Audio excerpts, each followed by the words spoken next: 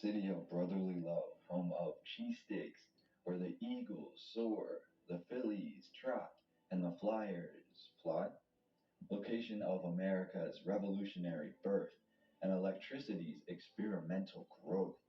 This place has a history that is cloaked in as much mystery as in delectable fact. Hello, I'm Jared Boosters. Welcome back to the channel. Today we're going to take a deep dive into the oldest streets of Philadelphia, hoping to unearth a history which has rarely been discussed before. In this series of videos, I intend to focus on the oldest photographs of these cities, which we may use to interpret the narrative in a different way. Today, we will focus on a select set of images of Philadelphia, including images from private collections, which took a little bit of elbow grease for me to gain access to. Hopefully, these images, along with a brief overview of the current narrative and my unique sense of humor, will drive your quest for knowledge on Old World Philadelphia. Now, according to the current narrative, all signs point to William Penn as the key player in developing the area of Philadelphia. However, I'd like to take a look deeper into the narrative and tie together a few loose ends that paint a slightly different picture. While it is true, in 1681, the current narrative says King Charles II of England granted William Penn the land of Pennsylvania, which at the time also included parts of modern day Delaware and Maryland. Within the same narrative, we also have a few incongruities which I'd like to address. In my Old World video I made previously about Baltimore, we discussed how Susquehannock Native Americans, those of immense size and stature, occupied the area of Baltimore before European civilization.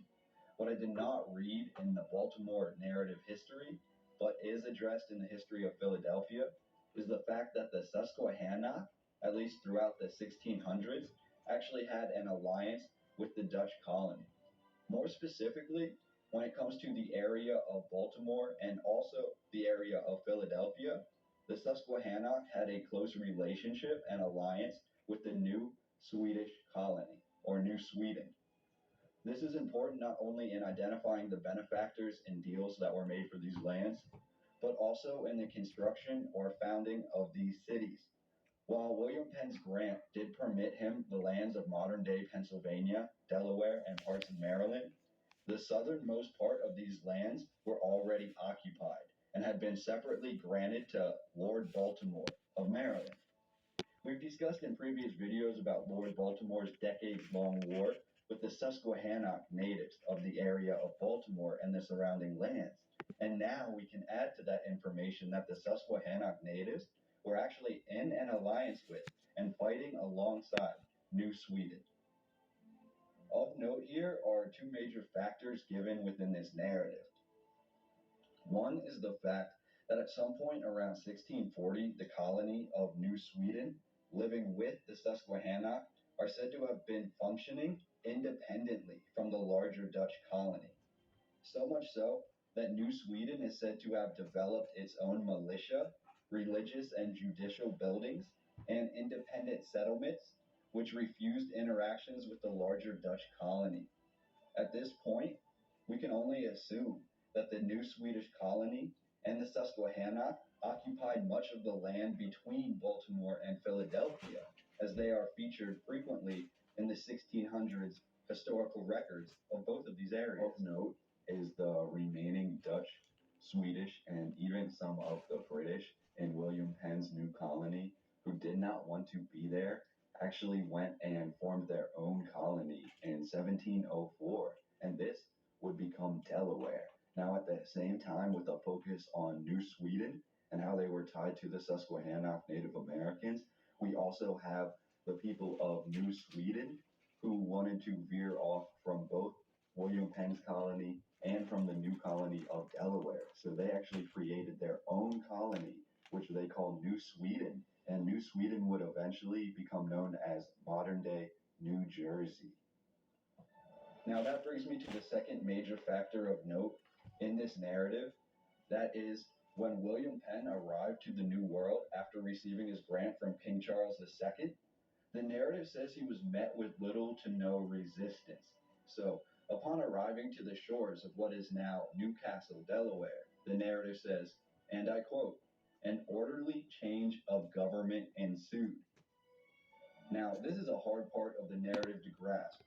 While initially conflicts between the British colonists and Lord Baltimore's already established group are noted in the 1650s, this narrative alludes to that by the 1680s, William Penn was able to arrive and lay claim to the land without much, if any, physical conflict. Now, this also leads to a conflict of interest when we discuss the lands specifically in Philadelphia and the surrounding area. Earlier, in the official narrative of Philadelphia, and in the more concise version of the Philadelphia history that I read in a separate article, while the Susquehannock and New Sweden are completely left out, it is written that the Delaware Native Americans are who actually occupied Philadelphia at the time of William Penn's arrival. So, all forms of the narrative of the history of Philadelphia will confirm that William Penn actually purchased the lands that are today Philadelphia from the Delaware Native Americans after traveling upriver from Newcastle, Delaware, until reaching a spot of land which Penn had deemed fit to start a new and free society. That land was, of course, Philadelphia. So now we have Philadelphia, which is said to have been occupied by Delaware natives in the official narrative. But at the same time, it was also housing parts of New Sweden and this large colony of the Susquehannock. But all of these lands essentially are handed over to William Penn upon his arrival to this area. Now, one of the first things it says that William Penn inherits are the ancient mounds and earthworks of what is now Fairmount Park. To the Delaware Native Americans, this was their sacred land and where they lived within the larger Philadelphia area. If you've been to Philadelphia, you're probably familiar with Fairmount Park. Now, what's interesting to note is in the earliest depictions and artistic drawings of Fairmount Park from the late 1700s, you can definitely still make out many of the ancient burial mounds and earthworks. However, finding artistic depictions of Fairmount Park at later dates and when the construction of this area was changed are very difficult. I do believe it is very important to note, however, that this very large area was occupied by many native earth works, and to question how many of these works were covered over or deconstructed to build the first city of Philadelphia is really interesting to me. Now, the last portion of this narrative I'd like to mention before diving into the freestyle portion of the video where we look at the oldest and rarest museum kept photographs of Philly is the interesting narrative given about Philadelphia in the early 1700s. While in 1683, Philadelphia is said to have had roughly 300 people living there, by 1701 the population is over 2,500. The port of Delaware became one of the largest ports of immigration into the New World, and many of the arrivals would head directly to Philadelphia to find work. Philadelphia became an agricultural powerhouse at this time and was considered to be the third leg of the trade triangle with Europe and Africa. However, this flourishing of the city came with many interesting downsides. While many, if not all, of the homes and buildings at this time seem to be constructed with brick and masonry, we have yet another set of two major conflicts that stand out in the narrative. First, this narrative states that when William Penn and his settlers first arrived to Philadelphia, many of them had to live in caves that were dug out of the riverbed. And two, if no skilled workers or architects arrived with William Penn, how did the city become completely masonry and brick built by the early to mid 1700s? For what reason would you head to the New World only to live like cavemen in caves that you dig out of a riverbed? To follow up on that question, the major issue with Philadelphia